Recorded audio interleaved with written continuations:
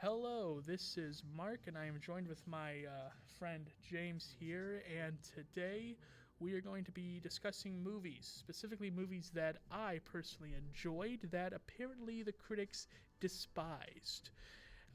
I am going to be discussing films that are probably more so childhood favorites of mine that are not super popular, as well as films that I just really like, and some films that I was surprised to find out that critics do not like. Now, I was given an option when I was making this list to either choose IMDb or Rotten Tomatoes as my main source. And I used Letterboxd to choose the movies I would be doing. And I decided to choose Rotten Tomatoes because I actually understand that system a lot better than what IMDb houses. So, yes. I'm going to be looking at my phone for a large majority of this because I have my notes of the films, the directors of the films, and, the critical analysis of it, as well as improving my own personal thoughts and the description of the film itself. But enough about that. How are you doing? I'm doing pretty good, Mark. How about you? Great. Excellent. So, without further ado, let's go ahead and get started with the top 10 films I liked but critics hated. Coming at number 10, we have Kindergarten Cop from the year 1990, which has a Rotten Tomatoes score of 54%. Now, this was a film directed by Ivan Reitman, who most people know as the director for Ghostbusters, but who I personally know as the director of Junior, Twins, and of course, Ghostbusters. But Kindergarten Cop is a film that follows a cop, played by Arnold Schwarzenegger, who takes on a job to be a substitute teacher while searching for a criminal who is on the run. The criminal being played by Richard Tyson, who in 2008 or 2009 would play a similar character in The Fear Chamber, which is a lesser-known horror film. The film is pretty sensitive, pretty soft compared to stuff that Arnold has done in the past and up to that point in 1990.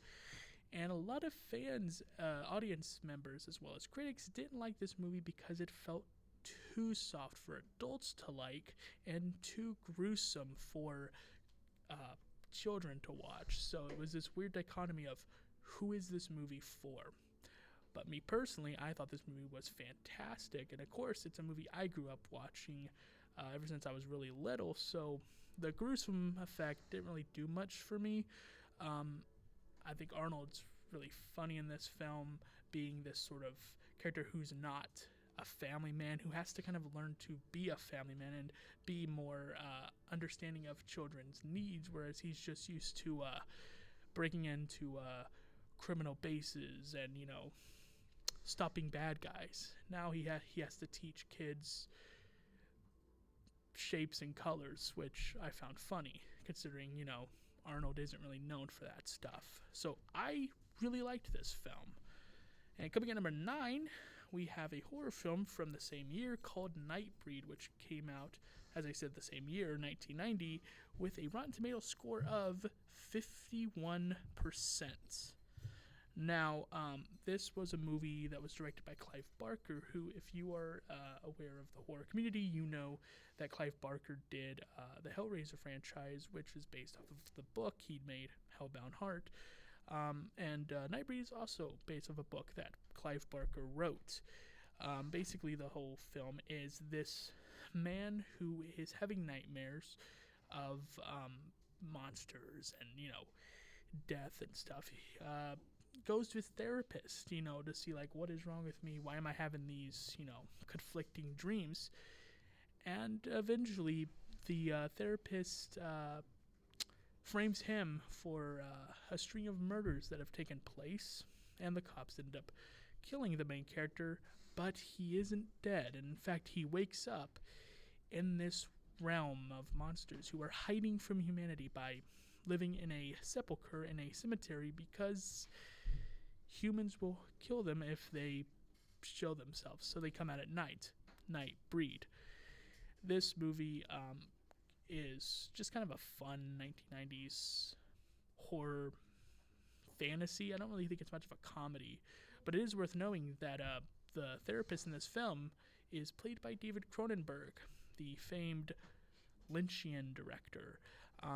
This movie has some really cool, death scenes as well as an interesting story that for me actually feels unique compared to stuff that Clive Barker did with like Hellraiser, The Midnight Meat Train, and many other films like that. But where critics kind of didn't like this film was how most of the characters just didn't feel that interesting, and that there was so much focus on the monsters of the franchise or for the film that there wasn't really much thought given to the human characters, and they all felt pretty much shallow.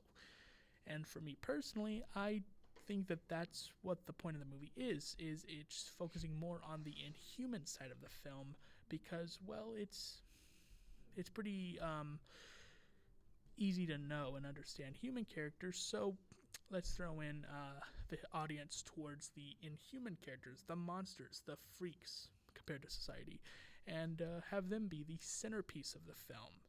Plus, the villain's mask is pretty creepy, and I like it for that. So this movie is okay in my book, one of my favorites from the 90s, and personally my favorite Clive Barker horror film. Coming at number 8, we have another 90s movie, Mouse Hunt from 1997, with a Rotten Tomatoes score of 44%. Mouse Hunt is a movie directed by Gore Verbinski, and it stars Nathan Lane and Lee Evans as two brothers who inherit a large mansion from their deceased father, and they decide to renovate it to get money to fix their string factory, which is failing financially. And all seems to go well until a certain mouse decides to cause problems and just wreck the entire mansion. That's the entire movie, and this was a film that I literally saw when I was growing up, childhood, 3rd grade. I saw a VHS copy of this film, and it blew my mind as a little kid because it was slapstick humor, which I love slapstick humor because I grew up watching The Three Stooges, Laurel and Hardy, and many other duos and trios like that. And it also had some great performances by Nathan Lane and, of course, Lee Evans. And because of this film, I actually realized how much I really like Nathan Lane as an actor, and just his voice is very nostalgic to me. So this film was really, I guess, life-changing for me as a little kid. The gloominess and the more luminous side of the atmosphere just really works with this film. But the problem that critics had was that the slapstick was just too much. In fact, the film focused more on the slapstick and Christopher Walken getting hurt by a mouse and a cat, to the point where there was really nothing else going for the film, which I highly disagree. I think the film is very funny and very dark at times, which you wouldn't expect that from a slapstick film, but it works. Nathan Lane and Lee Evans are genuine as brothers in this film. And did I mention that it's a slapstick film? A lot of slapstick, that might turn you off, but for me, it was one of the funnest films I saw growing up. And changing up pace with number 7 on our list, St. Elmo's Fire from 1985, with a 42% on Rotten Tomatoes. This was a film directed by Joe Schumacher, who was known for directing Flatliners, The Lost Boys, and various other films from the 80s and 90s. He also directed one of my favorite Jim Carrey films, The Number 23.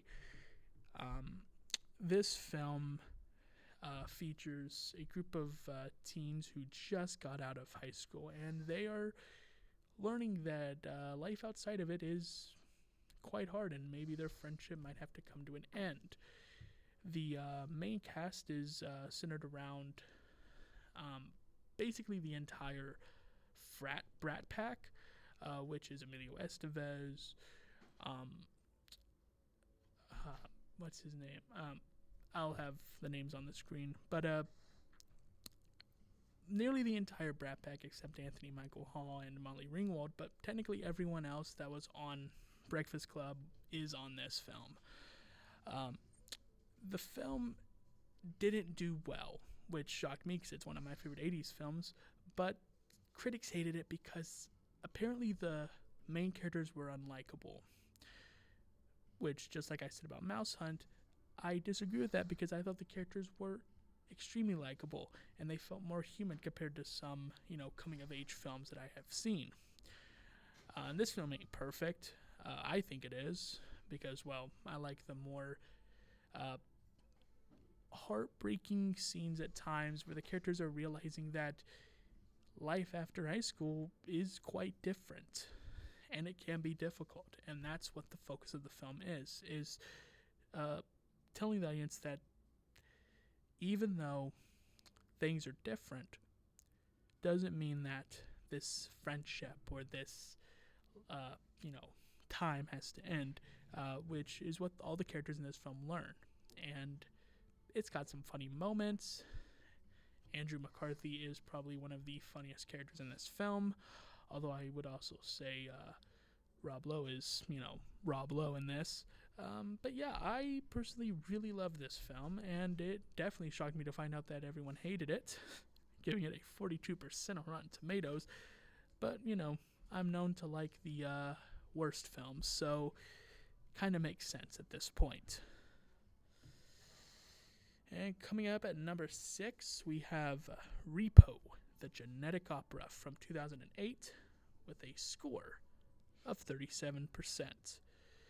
Now, this is going to be a much more interesting film for this list because I did cover a horror film just earlier with Nightbreed, directed by Clay Barker, so expect another horror. This was directed by Darren Boozman, and it's kind of this weird fantasy musical horror film that that sometimes acts it's like a slasher film, and then at times it's just this carnival ride.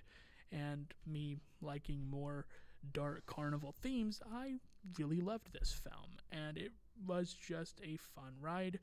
But a thing that a lot of people didn't like was the fact that the movie felt underdeveloped and just not that good. Sure, maybe it's not a shiny golden statue in the center of Hollywood, but I think that this movie does well with what it was given. The cast are all great, the musical numbers are fantastic, the wardrobe selection is fantastic, and it's just fun. It's just fun. If you love slashers, you love horror, you love carnivals, I think this film is a fun ride, and it covers technically all of those very well. It does what it needs to do. It stays its welcome to its extent and doesn't feel forced. It's just a fun ride. So yeah, eat your heart out, Tarantino. And so we're going to take a little pause on the list, and I'm going to ask my friend here, any of those films ring a bell? Well, I can't say for sure that I've seen some of them, though, but they sound pretty good, Yeah, because the thing is, I know you don't really watch most, movies as you're more of a TV show person. I did introduce you to The Green Mile, which I think you said you liked. Yes. Yeah, Good I also introduced you to The Thing. Yes. Which I think I remember you saying that Top 10. Yeah, you said it was a top 10 film, which made me happy, considering it's one of my favorite horror films. So yeah, I know that you don't really watch a lot of movies, so you being here and hearing out these movies, maybe it'll be on your list. Maybe. We'll see. Back All to right. you, Mark. All right, so we got 5 more films here, and we're gonna change up the pace in a different direction. We've had comedies, we've had dramas, we've had horror. How about a Christmas flick? Number 5, we have Christmas with the Campbells from 2022 with a Rotten Tomato score of 37%. So, yeah, not a lot of people liked this film. It was directed by Claire Niederprum. I hope I pronounced that last name correctly. And at first glance, this movie feels like a Hallmark film.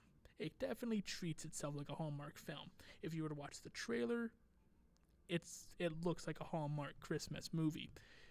But that's where it's not that at all. So here's a description of the movie.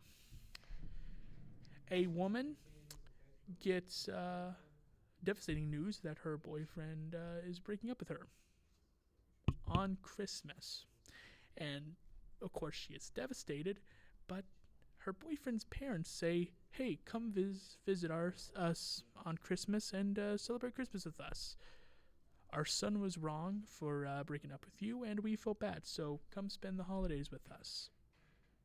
Meet his cousin, who is played by Justin Long, who, if you've seen any horror films like Jeepers Creepers, Drag Me to Hell, any other horror film that he's in, it usually doesn't end well for him. That's kind of the joke with him, is that he doesn't survive. So it's kind of funny that, well, he's the love interest for our main character, who is played by Brittany Snow, who had to go through a torturous Would You Rather game in order to save her ill brother's life. So, interesting. Although I know her from The Pacifier, so that's just me. The thing that critics didn't like about this film is that it is not an innocent film. It is not a clean film. A lot of cussing. That's where a lot of critics were turned away from this film, is it cussed a lot. And although that could be a reason to not really want to see this film, I think that's what makes this film stand out amongst other Christmas movies that try to appeal to the masses by being very soft, very face. What's the phrase? I'm going to do a different phrase. Very textbook Christmas movie-ish, not soft. To the point where, it's like petting a cat, but soft enough that you can predict everything and every character like that. This film is definitely not that. In fact, the overuse of cuss words and, a lot of that would be enough to, here's a joke, make Hallmark sneer at them. Ha ha. I'm glad you didn't laugh at that. The movie can definitely be a distraction with its overuse of cuss words, but still there is some fun to be had with this film. The cast are all great, and their characters make funny jokes and have funny scenes. And I like it. This film is kind of rebellious. It doesn't stand up to those norms of, you can't cuss in a Christmas film. We already know what happened with The Christmas Story. Oh, fudge. But I think that's what this film does best. It's rebellious, and it says, no, I can do what I want. So it was probably my favorite film of 2022. I don't know, there were some good films of 2022, but that was my favorite Christmas film of 2022. Number 4. This is going to be an interesting one. Memoirs of a Geisha from 2005. This had a Rotten Tomato score of 36%. This was directed by Rob Marshall, and it's based off of the book, which I don't remember the writer on the top of my head, but basically it follows the same plot, although the movie does kind of change some things. It kind of skims over some things, but for the most part it's close to the original source material, which is a young girl named Chio is taken away from her parents and sent to a place where she is to be trained to be a geisha, which is a Japanese hostess who entertains, sings, dances, and talks to men. And it's seen as admirable and something that just, Japanese women do, and it's very respected as well as disliked in some portions. But for the most part, it's, just something that they deem as necessary. And She is trained to become a geisha, and she finally becomes one, and life is going so good for her. But then World War II happens, and she's left to pick up the pieces and figure out, what is my calling in life? What am I to do after this devastating event, such as World War II? Now, critics, for the most part, were okay with this film. They didn't like that it, kind of changed some things from the book, and that the actors and actresses that were chosen did not actually fit the ethnicity description. Some of the actors, from my knowledge, weren't Japanese, whereas some were. So it's kind of like a mix, to say the least. But the main thing that I was able to gather is that the movie was seen as a long soap opera and not as good as the book, which, of course, we can all agree that some movie adaptations are not as good as the book. I can name several right now, but I'm not going to because I want to rush through this like a person that I am. But, yeah, critics didn't like that it felt like a long soap opera, which I don't watch soap operas, so I don't know how accurate that description is, but sure. To each their own, I guess. But I liked this film, and I loved the soundtrack. The score is fantastic. The cinematography was terrific. Each shot felt so lived in, which is what I like in movies, is when each scene and each shot of, like, landscape and each, like, village, town, and, everything like that, like a village market area or a room or something, just feels so alive and colorful, vibrant, visceral. This movie's great for that.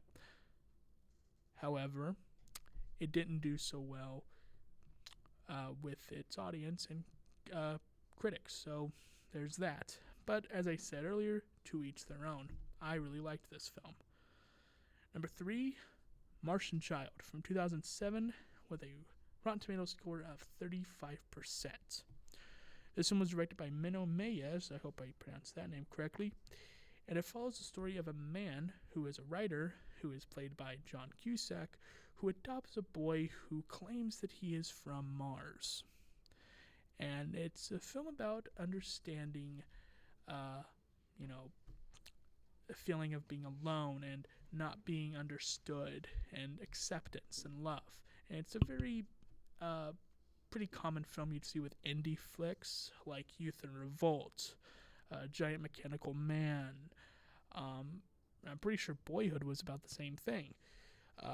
However, critics didn't like that the film just didn't feel complete. The cast apparently did terrific, which I agree. Bobby Coleman was fantastic as the movie calls him, the Martian Child.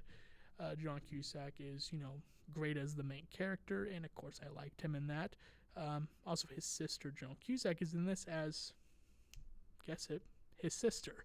And Amanda Peet, who has, been with him in other films like 2012 and Identity. So this wasn't her first film with him, but it was definitely a film with him.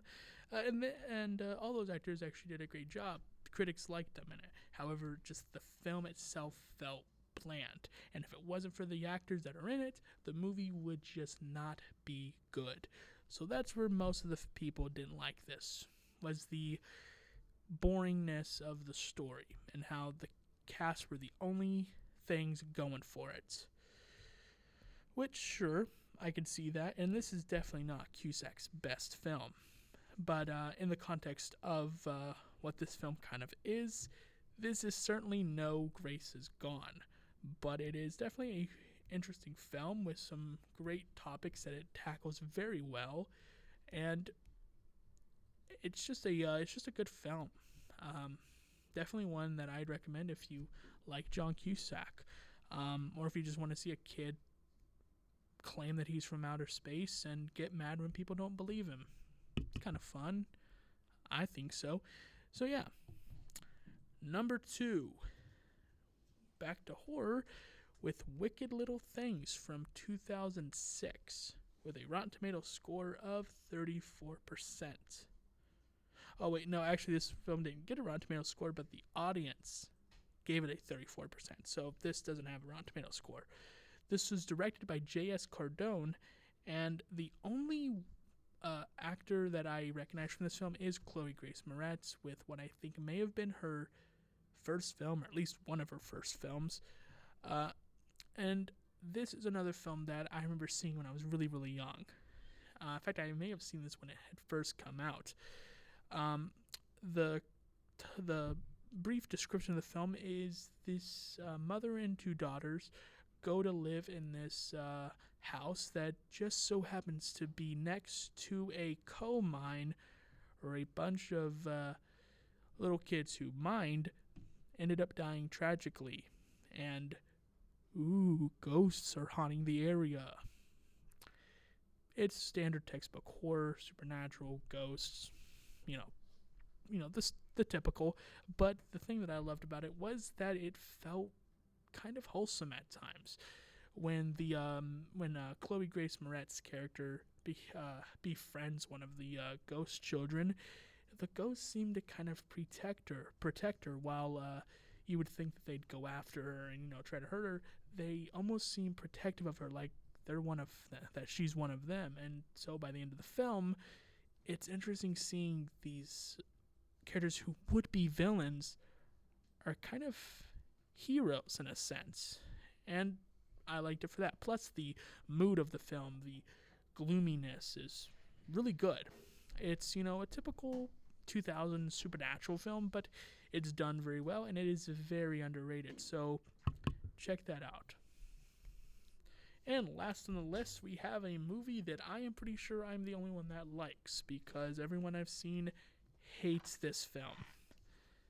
House of the Witch from 2017, with a score, not a Rotten Tomato score, but a score of 15%. Ouch. Directed by Alex Merkin, this is a film that's similar to what I just did with Wicked Little Things, a haunted house.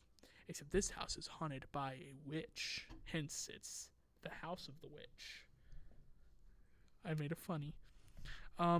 The story follows some teens who just want to have a spooky night on Halloween, go to a haunted house, and there's this haunted house in their town. So they go to have a fun party, and they realize that once they get in, they're trapped. And critics didn't like that. Nothing was good about this film, which I disagree, because this is one of my favorites from 2017, but critics hated it because the characters weren't interesting, the horror aspect wasn't interesting, and just everything wasn't interesting. Wrong. I do admit the acting is bad in this film, but I don't think that's the point of this film. I don't think you're supposed to really like these characters because they are annoying, they're obnoxious, they're teens. But the atmosphere, the house, and how this witch is going after all the teens, hacking them off, and just being creepy house. And it doesn't apply with physics. The house morphs and changes. There's a possession scene. The movie's wild. And it's all over the place, and it's a messy film, but that's why it's so much fun, at least in my opinion, is that it's just a ride from start to finish. And I think last time I saw it was on Netflix, so maybe a Friday night movie night. If you have Netflix, it might be on there. But yeah, that is the list. However, there is a little question I want to ask. Here's a question to ponder over. What do you draw from these movies, and with movies that are deemed as masterpieces, cinematic ventures, like Schindler's List, Shawshank Redemption, Casablanca, the films that everyone seems to love, films that your grandmother probably owns a VHS copy of. I might be the only one that has that. But what do you draw from these films and with cinematic masterpieces? Because for me, I think that these films shouldn't be taken into that regard. These films are their own entity. Movies like Casablanca and Shawshank Redemption, while great films, should not be compared to movies like House of the Witch and Martian Child, which definitely are not trying to be masterpieces. There are some films that I would deem are masterpieces, like Memoirs of a Geisha or Kindergarten Cop, which I was actually surprised to see people didn't like. But movies like that are clearly movies that aren't trying to be, perfect, but sometimes they just hit that note. And so things that I can take away from each of these films is that cinematography and score are really working for them. I mean, take Kindergarten Cop, for example. The children and Arnold Schwarzenegger going around a playground marching while doing this, kindergarten chant, while they're marching through a playground, or petting a ferret, just moments in films where it's like you're taking a break from, a story just to capture something that feels human. That's the closest you can get to a movie being perfect, is when it can capture everyday life in a way that feels like you're not watching a film, but watching a recording of life itself. So those are really the only comparisons I would put with movies that I put on this list. Cinematic masterpiece or biggest flop of the century, who really knows? Because it's all subjective. But the one thing that isn't subjective is that in one way or another, we're all entertained by it. Whether it's so bad it's good, like The Happening, or so bad that it's just terrible, like Annabelle. Regardless, these movies entertain someone to some capacity. And isn't that enough? Isn't that enough? And with that, I end this video, recording, live stream, whatever it is, by just saying, have a fantastic day,